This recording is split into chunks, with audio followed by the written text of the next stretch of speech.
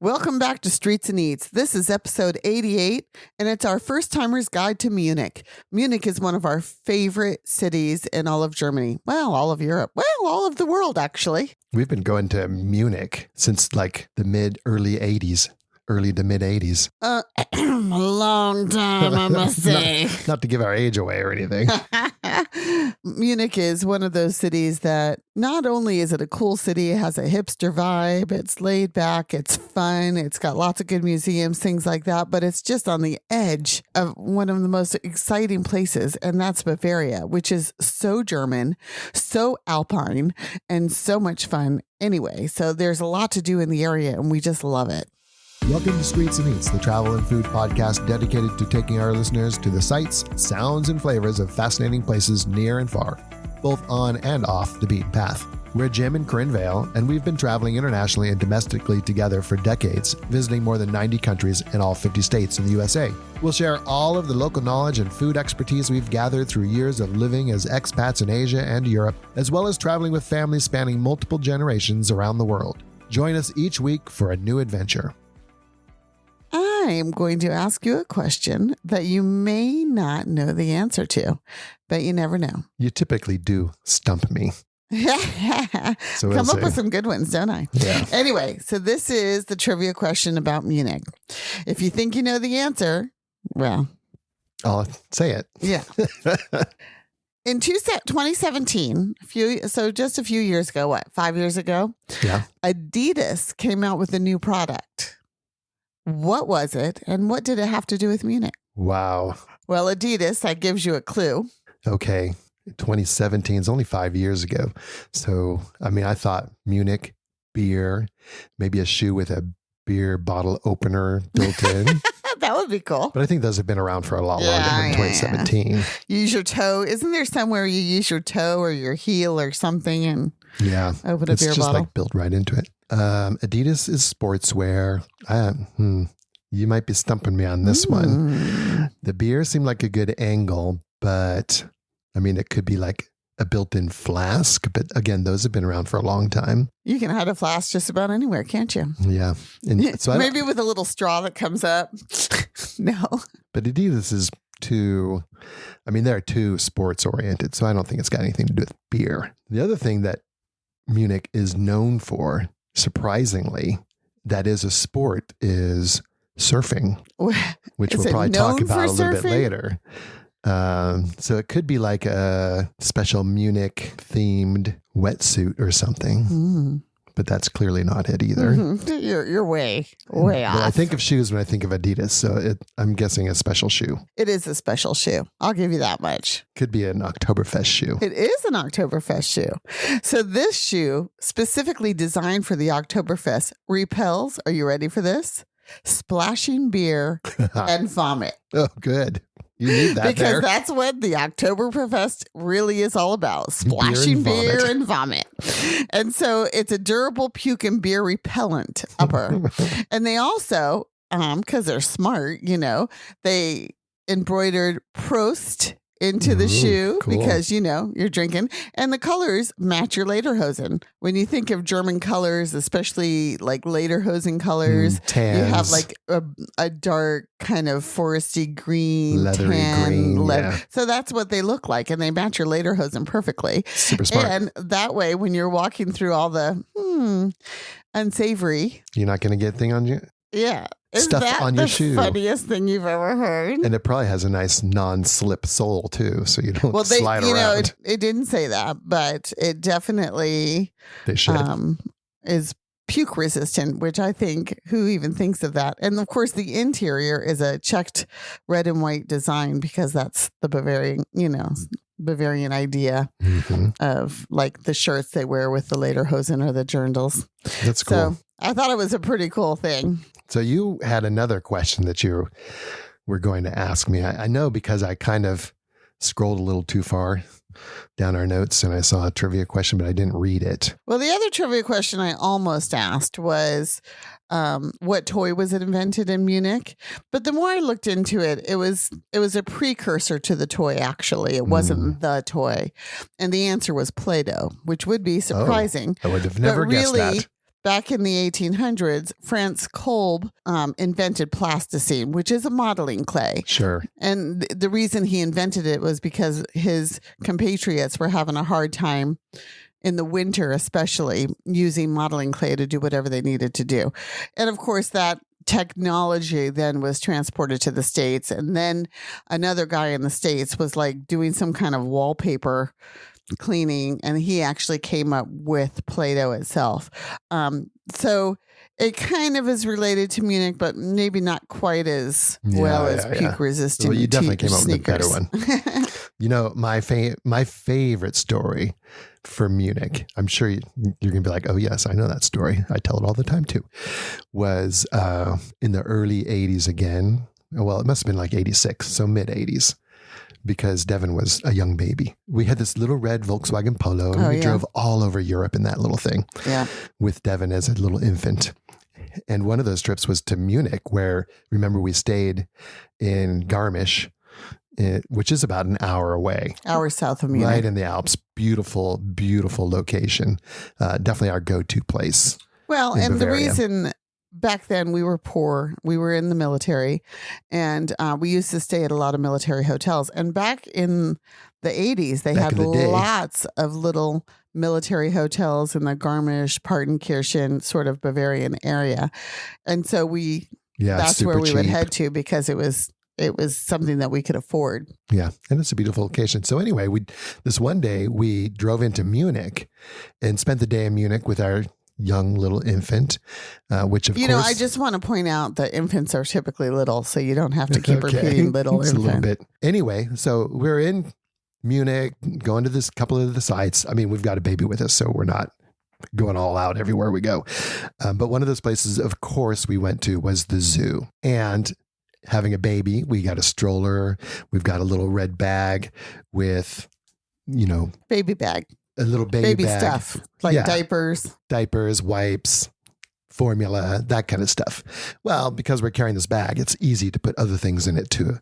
So one of the things that ends up in it is our keys for the hotel that we're staying in Garmisch, map of Munich, camera lens, important things that we just don't want to lug around. So we're carrying in this bag. Well, we get done with the zoo, we go into the car, and of course the baby needs to be changed. So I open the back and put down the bag, change the baby, get everything strapped in, and away we go back to the hotel. Well, it's an hour-long drive back to the hotel. So we're just tooling along, not thinking about anything. We get to the hotel, and it is pandemonium. There's military police. There's people everywhere. And lo and behold, I had left the red bag. Yeah, but you didn't know this. So we go up to the desk, and we're like... What's going on? We don't have our key. Can we get another key? Oh, that's right. To get into the room. And they're like, well, no one's being let into the rooms right now. We have a threat, a terrorist threat. And we're like, you do? Like, yes, you shouldn't even be here. And so what was the threat? So what happened was they found a terrorist plot against the hotel in Garmisch when they found a red bag with camera lenses, a map, parking lot of the keys zoo, to the General Stubing Hotel at the parking lot of the zoo where I had left it. I mean, you had to put it a little bit in context. During that time, there was a lot of terrorist threats against Americans and Germans in Germany. So, I mean, you can understand that the threat level was high. And it was kind of a bonehead move on our part to leave it there. But it was also kind of funny that it was our fault. So we owned up to it, and we told them, that was our baby bag. And we can tell you exactly what's in it. Here it is, blah, blah, blah, blah, blah. And they're like, okay, they called off the threat and gave us back the bag. Got the bag back. Yeah. I mean, come on. What kind of serious terrorists have baby formula and diapers? Yeah, but you don't know. I mean, it's a crazy world out there. So, but... we always feel safe pretty much everywhere we go, no matter what's going on. Yeah. Well, Bavaria, like you said, I mean, it's one of our favorite places in Germany. And Munich is the heart of Bavaria. Yeah, we should have actually started this podcast saying Grüß Gott. Grüß Gott. Because Grüß Gott is the general Bavarian greeting for saying hello. It means greetings to God. Mm-hmm. And it is a very religious area of Germany. In fact, Catholic. They have the most religious holidays throughout the country. But, I mean, you wouldn't know that living day to day. It's just that, that's just the way it is. So grüß Gott. Yeah, they clung to Catholicism when most of the rest of Germany was Protestant and Lutheran. Of course, I think we mentioned this already. Munich is most famous for where you're going to wear those puke and beer-proof shoes, the Oktoberfest. And this year, I think the Oktoberfest has come back stronger than ever after COVID.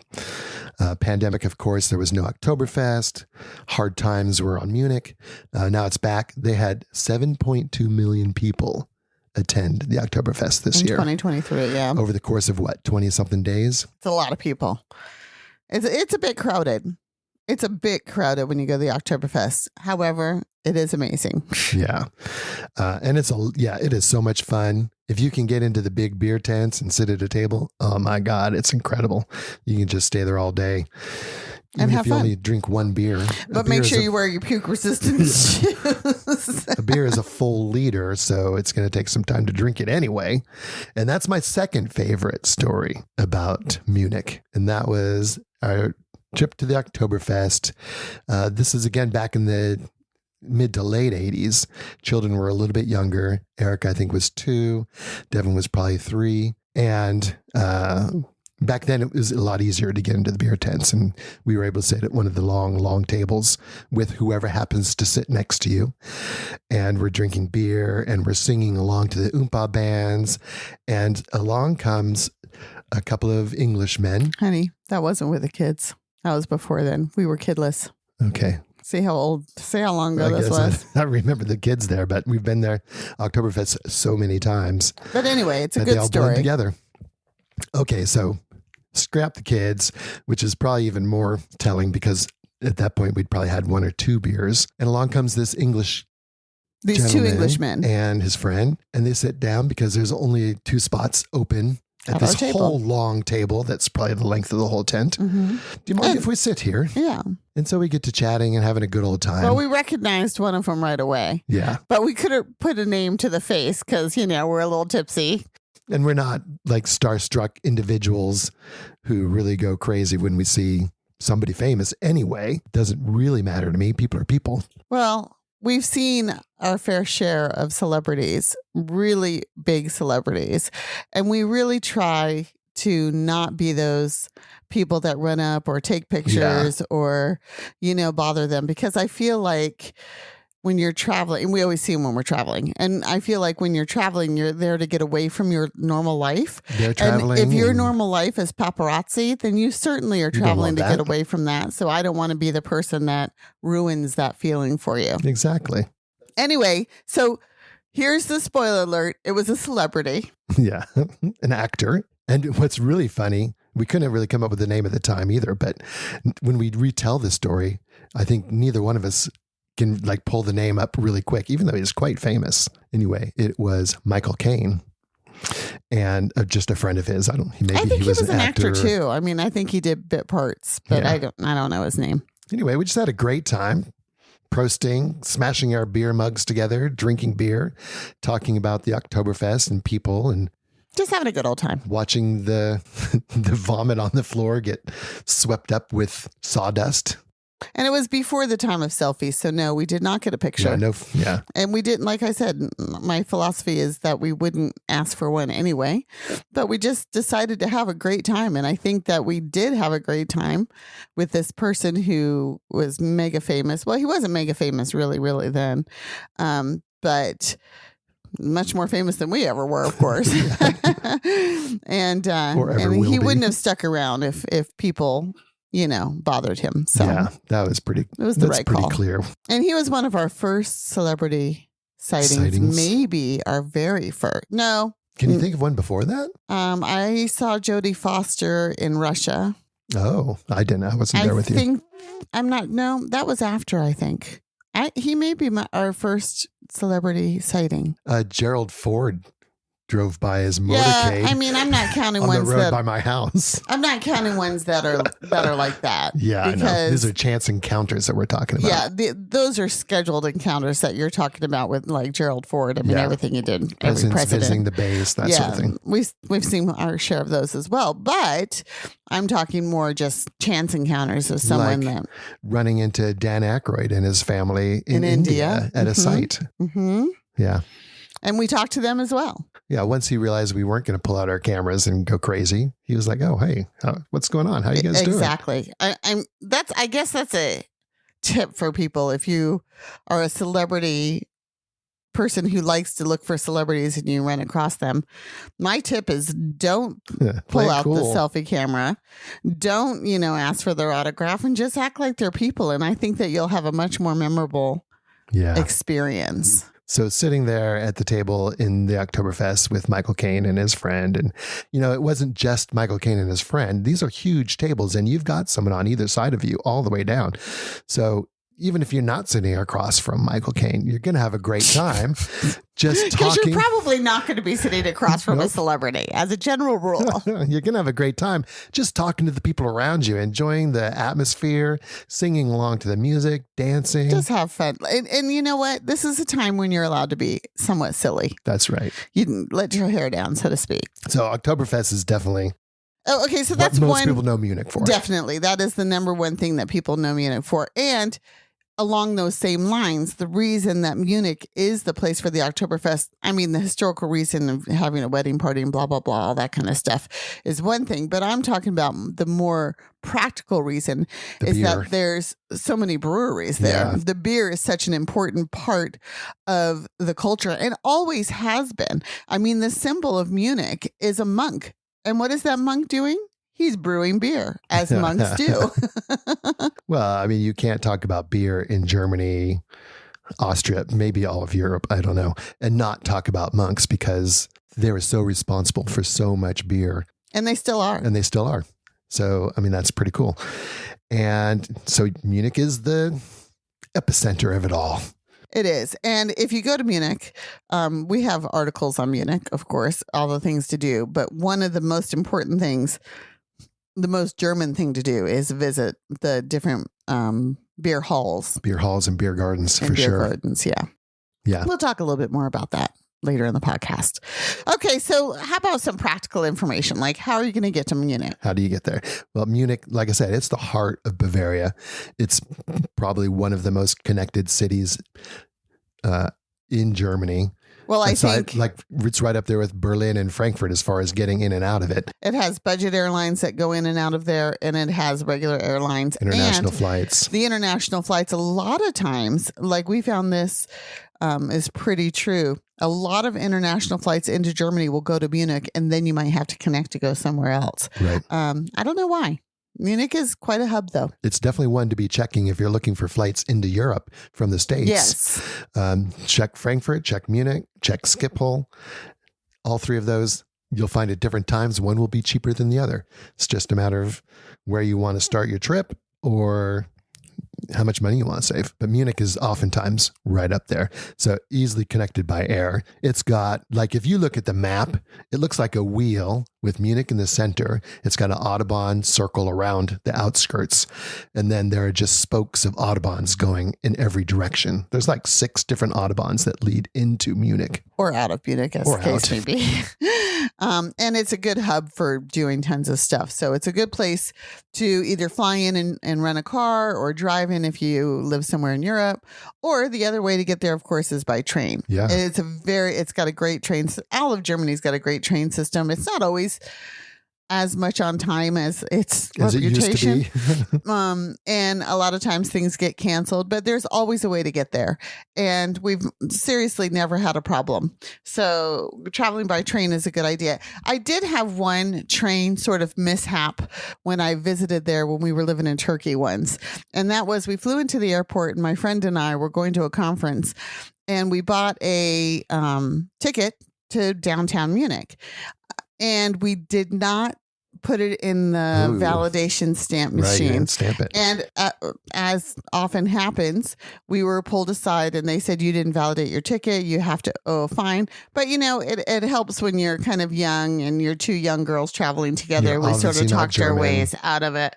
And we didn't end up paying a fine. And we did go and validate the ticket. And he could see, we had the ticket. It was, at least back then, it wasn't it was a ticket. It was a piece of paper. And so sometimes you're going to have that. A lot of times nowadays, when you're driving and when you're riding the trains, you're going to be using e-tickets anyway. So basically you just need to have the barcode so you don't have to worry about validation or anything like that. But if you do have a paper ticket, make sure, no matter where you are in Germany or other parts of Europe as well, that if it does need to be validated, that you validate it, because the people are looking and they're going to ask tourists, because tourists are the ones that don't know about the validation. And then there's a fine that you have to pay. Yeah, you're right. You could ride a train in Germany and a lot of countries in Europe for days and never have to show a ticket. But then that one time someone asks, you better be ready. That's exactly right. Anyway, so there's lots of ways to get to Munich.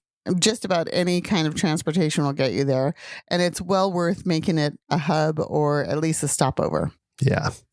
And getting around, like you mentioned, it's super easy. There's a train from the airport right into the city center, although the airport is like 30 kilometers away. It's quite a ways. So it is a ways. But that train moves pretty quick. Before you know it, it's an S-Bahn and you're right in the middle of Munich. And one thing that you want to know about the Munich around anywhere in Bavaria is the Bavaria ticket. Oh, yeah. That's a good one. So there is a Bavaria ticket for the train that is good for up to 5 people. Right. And so it's very inexpensive. It's the best way to do it. And I think you can't start until 9:30 in the morning, but then you have until 2:30 at night or something. And it's good for all the regional trains, buses, trams, subways, everything inside the city. It's good for everything. So if you're going to be going more places than just into Munich from the airport, that's an excellent option. The other thing in Munich is there's a day pass, which you can get a single or a group pass again. And a group pass again is good for up to 5 people. So if you got even 2 people, a group pass becomes cheaper, like minusculely, but it is cheaper. But if you've got 3 or more, then that group pass is the way to go for definite. So if you're traveling in Germany at all, regardless of what state you're in, do check to see if they have a local pass or a day pass, because chances are they will. Most of the regions do. And one of the things that we've been doing recently is the Deutsch Pass. I don't know. It's a 49 euro pass, but the problem with that one is you need an address. You need an address. You need a bank account. There are ways to get it through like some of the local transportation offices. Like I think Berlin's, you can get it with a credit card and without an address. Maybe Munich and Frankfurt as well. But if you just go to the Deutsche Bahn website and you get it through that way, then yeah, you definitely need a German address. That could be your hotel, but you also need a bank with SEPA and a BICU and all that, like to pay interbank in Europe, which not everybody coming to Europe has. So maybe going through those other systems is a good idea. But what's good about it is it's good for a month.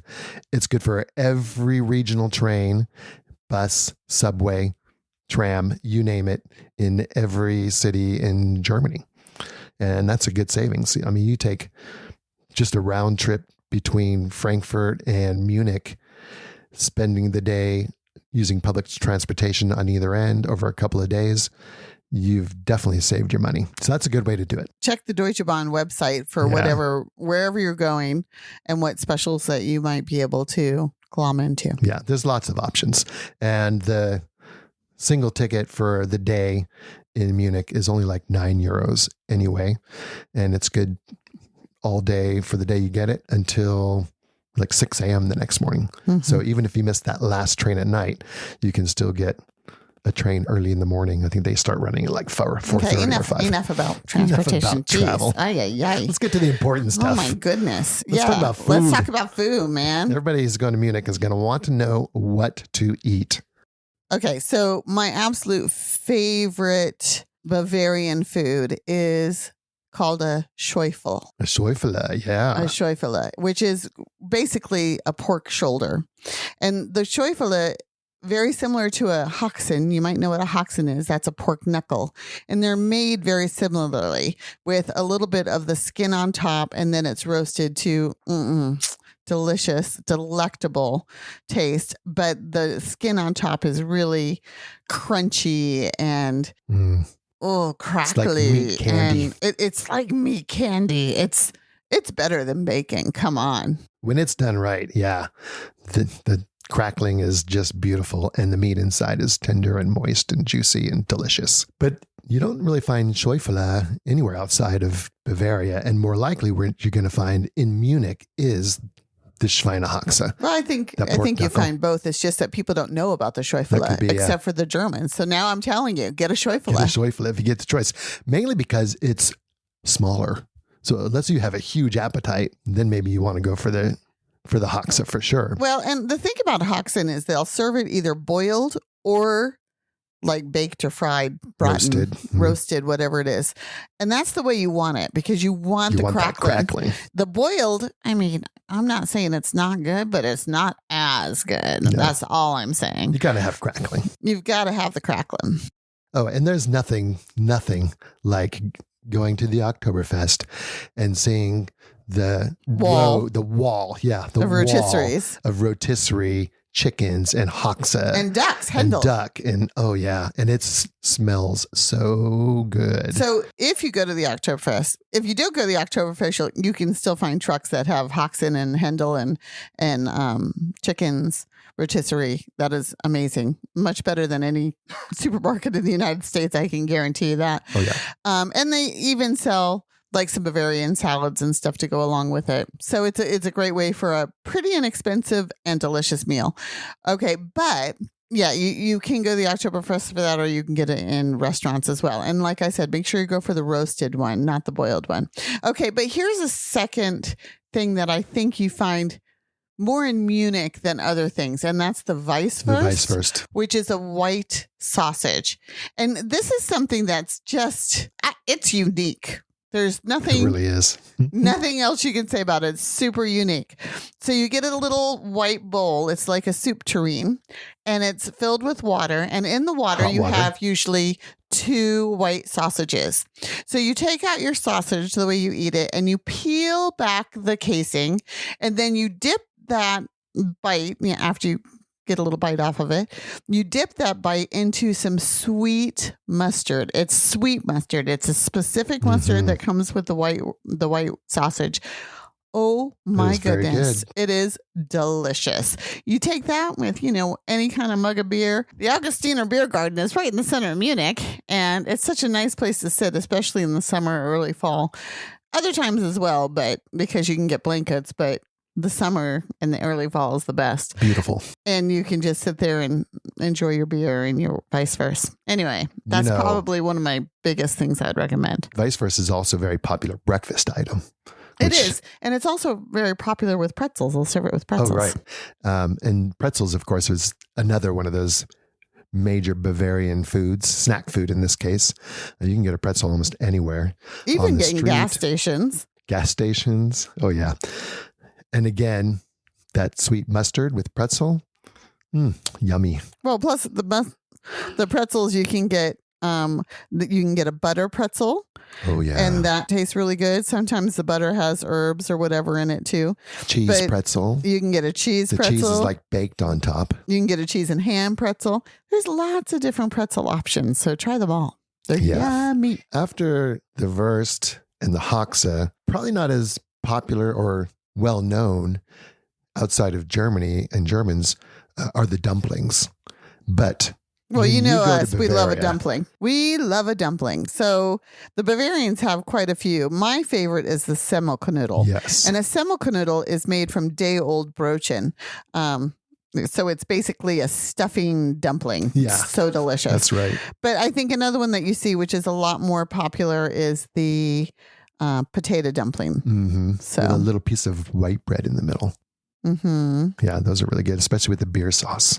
Yeah, they Love often 'em. have a beer sauce, and they're often served with a Hoxton or a Schäufele. Yeah, a semiknödel is more often served with some other kind of savory sauce, like a mushroom sauce or something like that.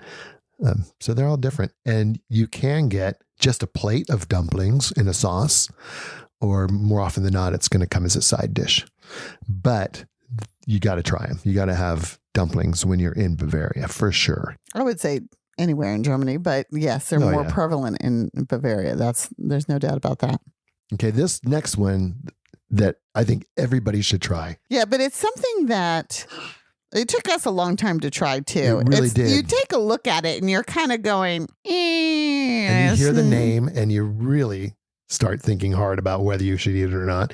It's Leberkäse, which really means liver cheese. Right. And it looks like a big, I don't know. It looks like it looks like a meatloaf because it's meat and it's in a loaf shape, but it doesn't look like meatloaf. It looks more like kind of a ham or a deli meat at that exactly. point. A meatloaf that we think of is like much coarser. The meat isn't ground that fine. But they have meatloaf, Hackfleisch. Exactly. So it's not that. And it's not liver, at least not in Bavaria. There's no liver in it. It's just a mix of cheese that are really, really finely ground and then mixed together with some herbs and spices and then baked in a loaf pan. The skin on the outside gets nice and crispy. It actually makes a delicious sandwich. Yeah. And a cheap sandwich usually. But when we were like looking into this, because I didn't really know that much about Leberkäse other than I thought it was liver and maybe it had cheese in it, but that's not it at all. In Bavaria, there's no liver in it. And in fact, in Germany, I don't know if you know this would be a good trivia question.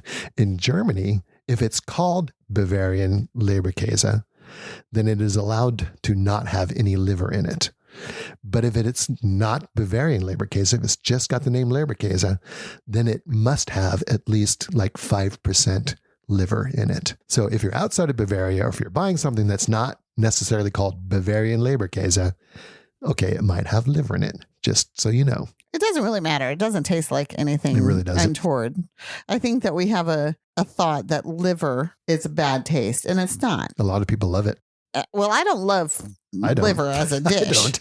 At all. But so I'm not saying that. What I'm saying is it doesn't taste like that. So it's more like a deli meat, and except it's served warm. So it's interesting. It's well worth trying.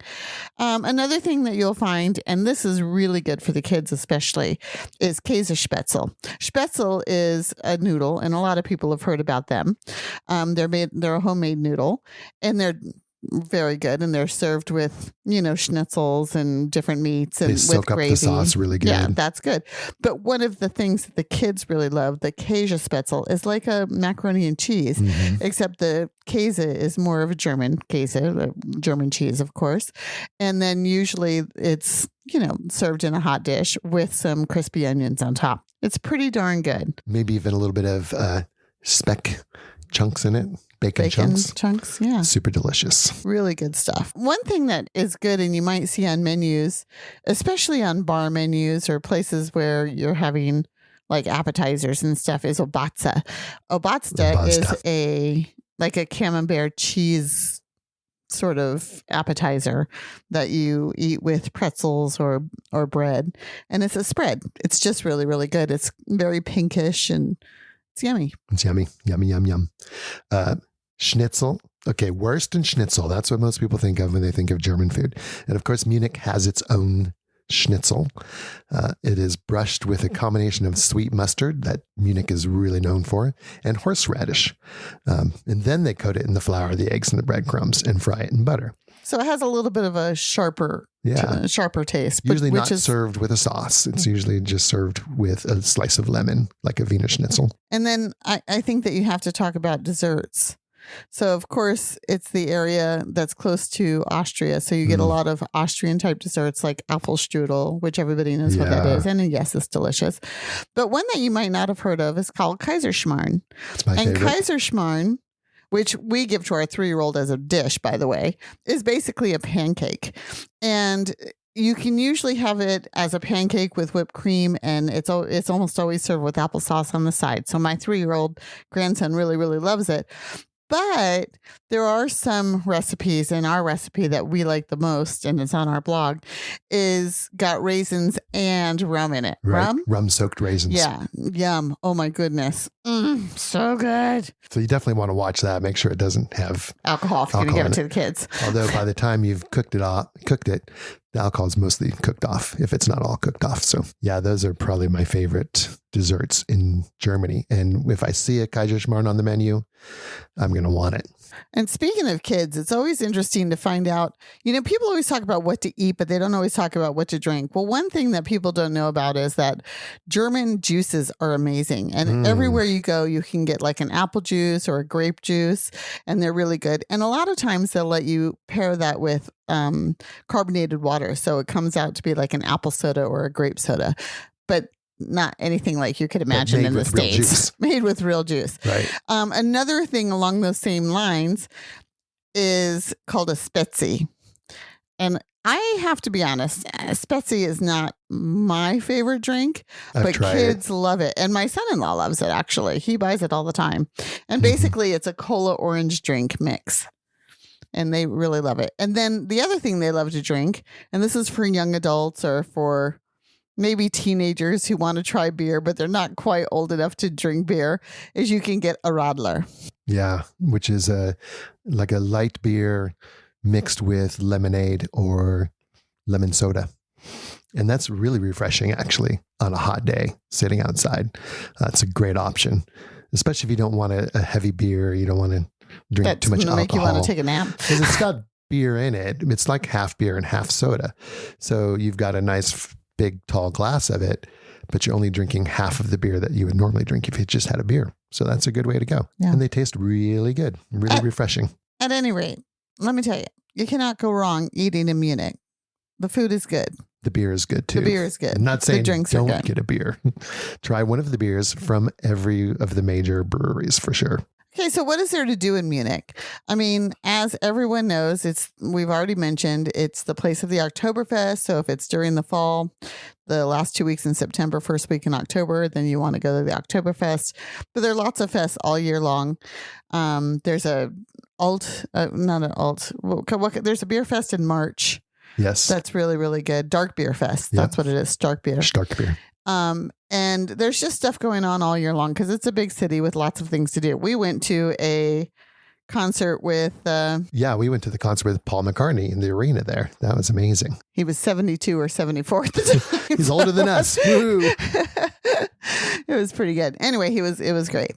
But you can do all kinds of things there. Yeah, there's always something going on all year long. Christmas market, of course, from late November through December. There's definitely something going on. I think the most popular thing to do is go right down to the main Platz, which is the Marienplatz, and that's where the big cathedral is, the Frauenkirche, and that's also where the Glockenspiel is. The Glockenspiel on the new town hall. There's an old town hall and a new town hall. They're both spectacular architectural features of the city.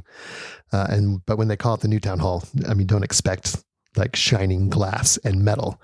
It's new, but it's only new in the sense that it's newer than the old one. It's still quite old, but it's got the Glockenspiel built into it. The clock, the main city clock is up on a tower, and the Glockenspiel goes off every day at 11 o'clock and then again at 12 p.m. And you have to get there in time for it. And you just look up and you watch this whole scene play out with mechanized characters, people, animals, knights on horses. Mm-hmm. I think there's a wedding, there's a joust.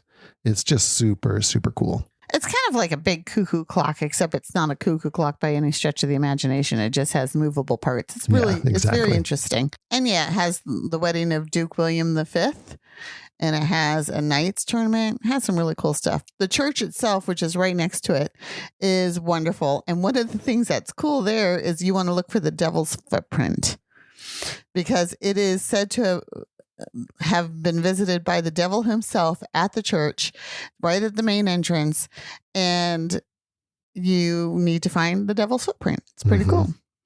And one of the places we always go. Have to go. It's a is the must. Hofbrauhaus. Yeah. And the Hofbrauhaus is one of the many beer halls in Munich, but probably the most famous Definitely one. the most famous and the most infamous one as well. And the Hofbrauhaus, of course, goes back to the early 19th century. It was where the beer was stored for a brewery. And For the Hofbrau Brewery. yeah, and at the time, you couldn't sell food where you were making beer or storing beer. So it wasn't known for food. The city passed a law allowing food to be consumed and sold on the premises of beer halls, and beer halls took off in the mid 1800s. And the Hofbrauhaus, of course, was one of the originals. Then in the 1920s and 30s, of course, along comes Hitler and his gang. And that is where Hitler started his putsch, his takeover of the government. So that infamous history is there. But Just to visit there now is pretty it's cool. an amazing place. If you can't get to Munich during the Oktoberfest, It then gives you've you the got to go to the Oktoberfest Hofbrauhaus. feel. Yeah, because it's like every day is Oktoberfest in the Hofbrauhaus. Yeah. So they have an Oompa band. They have food. They have the Hawks in there. And I believe they even have Schäufele. I'm not sure. We've never had the Schäufele there. And so basically you're drinking beer out of the big moss jugs, the 2-liter mugs, and you dance to the Hofbrauhaus music and you eat their food, and there's pretzels. There's women in dirndl who come around with all the beer, the pretzels and stuff. And as you go in, you can see where they've locked up all the people who have memberships. They have locked up their beer mugs, and so they don't have to carry their beer mug back and forth. They just have their own once they're there. It's just a very cool place. You definitely want to try it. And it's a place where you want to have fun. Yeah, again, like the Oktoberfest, they've got the long tables, the big tables where you don't have to necessarily sit with other people that you don't know. But you should. But you should, for sure. One time I was there with the festival. girls talking about celebrities. This person wasn't really a celebrity in that you would know this person.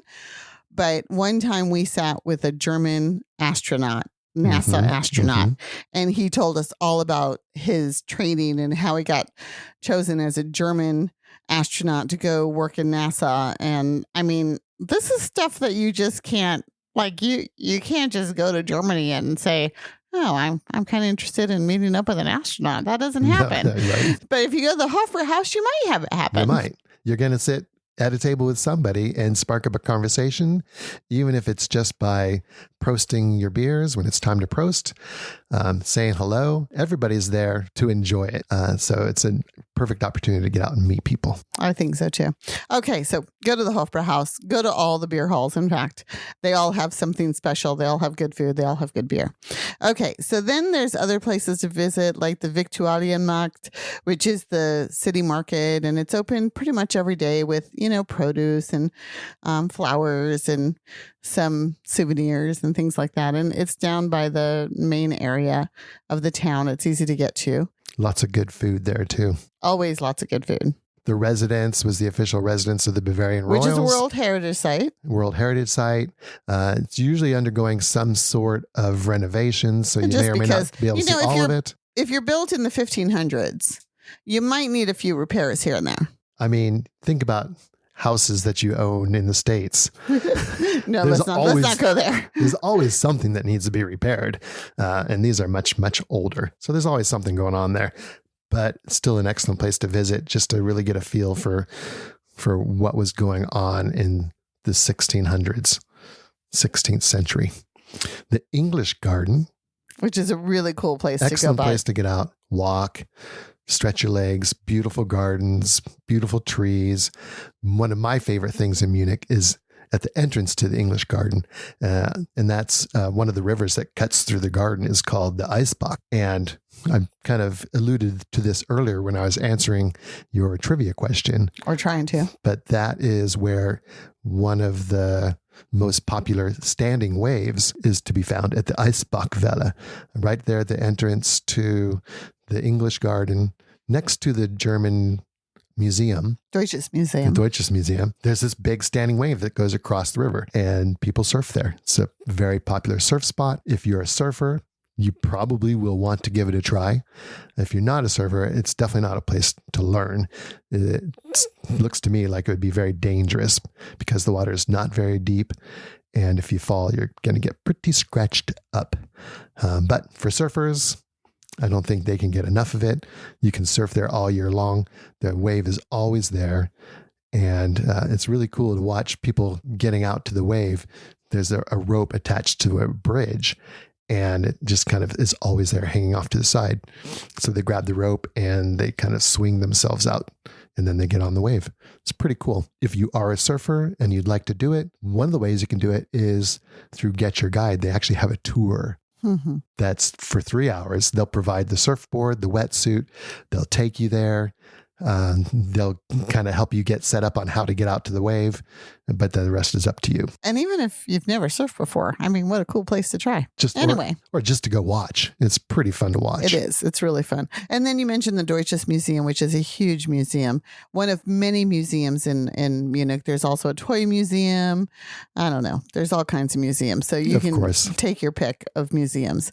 And then one of the coolest ones, I think, is called BMW Welt, BMW World. And because BMW, Bavarian Motor Works, was, of course, started in Munich, and everything about BMW, it's just a really cool museum to go through. They have activities for the kids. They have BMWs throughout the world, throughout history. And lots and lots and lots of things to do there. Yeah, it's a great place. One of the best parts about going to Munich, though, is that it's a great hub. Yeah. It's a great place to base yourself out of, to go to other places in Germany. Because it's so well connected, you can get to Munich from anywhere in Europe, but you can also go to anywhere from Munich. So great place for just day trips or going even further. Some of our favorite day trips. Well, Dachau isn't really a favorite one. It's almost an obligatory one is a better way of putting that, because it's a learning thing, going to Dachau concentration camp. That is sobering. It's not for the lighthearted. No, but it's really important to keep that memory alive and to try and understand, what was happening during that time. And they've done a really good job with the Dachau concentration camp memorial area. And one thing that, if you have smaller children, it's really not a place for smaller children. But luckily, the people who run the concentration camp memorial, they know this. So they have it well signed what is appropriate for like 12 and over, and what is not appropriate. So you can use that as a guide to, if you have younger children, maybe, you let your husband watch them while you go through, and vice versa, something to that effect. But so not to say not to go there at all, but just be very mindful of the fact that there are some really graphic photographs, the information. I mean, they're not readers probably if they're that little, but yeah, anyway. Just be mindful. Yes. In the same area, though, one place that is cool for kids is the Hops Museum. It's not far from there. It's on the train. And the cool thing about the Hops Museum is that there's all kinds of interactive things to do. And it teaches you all about hops, which is the main ingredient in beer. And beer is the reason that you go to Munich, right? Right. And Bavaria, of course, is one of the major hops growing regions in the world still today. So that's a really cool thing to do. And if you're there during the growing season or the harvesting season, the hops plant itself is an amazing plant.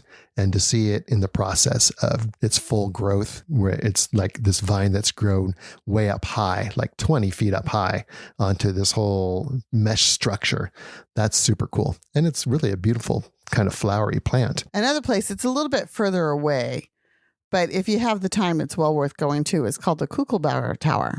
And it's a Hundertwasser, who is an artist, design. It's very quirky. It's got this beautiful tower. Kids even love going up it. And then the actual tower through the tour through the brewery is really cool too. It's really fun. It's sort of narrated by little mechanical elves. Yeah, it's pretty cool. It's quirky. It's fun. There's good food in the garden there. The beer is delicious. And if you have time and you're just wandering around Bavaria, it's a good place to stop. Needless to say, probably the most popular places. Yeah. Well, you can't go to Bavaria without thinking of castles. And the most popular castle in Germany for sure is Neuschwanstein, which is the inspiration for Disney's Cinderella Castle. Yeah, the Cinderella Castle.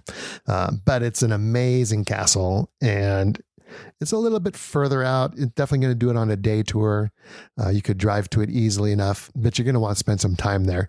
You park down at the bottom of the mountain. You can ride a horse-drawn carriage up to the castle itself, or you can hike up to the castle, take a tour of the castle. It's really an amazing castle. The decorations are unique. Everything about it, I think, is pretty unique. Mad King Ludwig's big splash, I guess. There is a museum that's on the area, in the same area. There are some good walking paths with views of the castle, which are really worthwhile. There's another castle there, Hohenschwangau, which is where Ludwig's family lived, his parents. It's an older castle. I actually prefer the tour through that one more than Neuschwanstein. So you can actually spend the whole day in that area because there's a lot to do, and especially if you want to get different views of Neuschwanstein. You can't take pictures inside. Sorry. Right. And then there's another castle that's also in the same vicinity. It's called Linderhof, and it's more of a palace, and it's beautiful too, and it's well worth going to. Beautiful grounds, beautiful gardens. For gardens, I would definitely recommend Linderhof over the other two. Some of the other cool things to do, we've already mentioned Garmisch-Partenkirchen. You can go down there. It's a beautiful little town. There's like monasteries there. The Ettal Monastery they're really famous for their, what do you call that? Schnapps. And just the whole area is full of things to do. So you can either take a tour, or you can rent a car and go there on your own, or even you can go by train, but for the day. It's well worth it. Yeah, all these places are easily accessed either through a tour that you could book through your hotel, drive yourself, really easy, train and bus, no problem. They're all connected. They're all easy to get to. And regardless of what you choose to do, if you go to Munich and just spend a week in Munich, exploring Munich and soaking up Bavaria, you're going to have a great time. If you use it as a base for exploring the rest of Bavaria or even further, it's a perfect base. It's a great way to fly in and out of Europe. Munich is really one of our favorite cities in Germany. And I think everybody's going to love it. All right. Thanks for listening to this episode of Streets and Eats. If you liked what you heard, please show us some love, hit the like button, and leave us a review. Maybe even subscribe so you don't miss any future podcasts. Also, we'd love it if you joined us on our Facebook private group, Streets and Eats, where we just have an ongoing conversation about all things travel. Ciao for now.